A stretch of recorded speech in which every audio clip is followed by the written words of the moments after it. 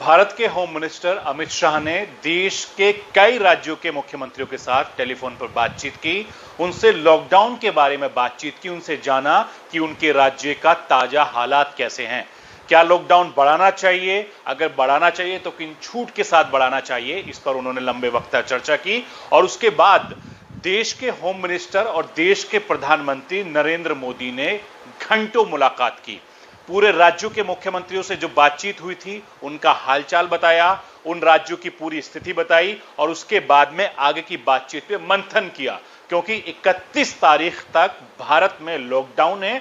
उसके बाद लॉकडाउन 4 होगा या नहीं होगा, उस पर विचार चल रहा है। हालांकि सूत्रों के हवाले से यह खबर मिल रही है कि लॉकडाउन 2 हफ्ते के लिए बढ़ाया जा सकता है, वो भी कुछ राज्यों में, और ज्यादातर राज्यों में छूट दी जा सकती है। इस बात की खबरें मिल रही हैं। हालांकि नरेंद्र मोदी और अमित शाह के बीच जब मुख्य बातचीत हो रही थी, उसमें कई एक्सपर्ट भी बैठे हुए थे, एक्सपर्ट्स की भी सलाह ली गई है। उन्होंने भी इस बात के संकेत दिए हैं कि कुछ इलाके में लॉकडाउन बढ़ाया जा सकता है।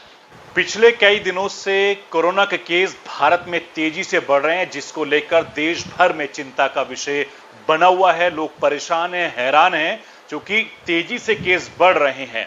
बावजूद इसके नई गाइडलाइंस किसी वक्त आ सकती हैं, क्योंकि देश के होम मिनिस्टर अमित शाह जी ने नरेंद्र मोदी साहब को पूरे देश के राज्यों के हालातों के बारे में ताजा जानकारी दी है, जिस पर नई गाइडलाइंस पर काम तेजी से चल रहा है। कुछ ही घंटों में हो सकता है कि नई गाइडलाइंस आ जाएं कि लॉकडाउन 5 होगा या नहीं होगा। अगर होगा तो किस तरीके का होगा, नहीं होगा तो किस तरीके से गाइडलाइंस पूरे देश में लागू होंगी, यानी पूरे भारत में लागू होंगी। इसकी तस्वीर कुछ घंटों के बाद साफ हो जाएगी, क्योंकि कुछ घंटों के बाद देश के लिए नई गाइडलाइंस तैयार हो रही है और हम सब के बीच में नई गाइडलाइंस आ जाएगी। लेकिन उन सब के बीच इतना जरूर होगा कि मास्क का खासा ख्याल रखा जाएगा, सोशल डिस्टेंसिंग का भी खासा ध्यान रखा जाएगा। उसके अलावा किन किन चीजों की छूट मिलेगी, इस पर पूरे देश की नजर बनी हुई है। जो भी ताजा हालात होंगे, उस पर हम भी आपको पल पल का अपडेट देते रहेंगे। नई दिल्ली से सरफराज सैफी की यह खास रिपोर्ट।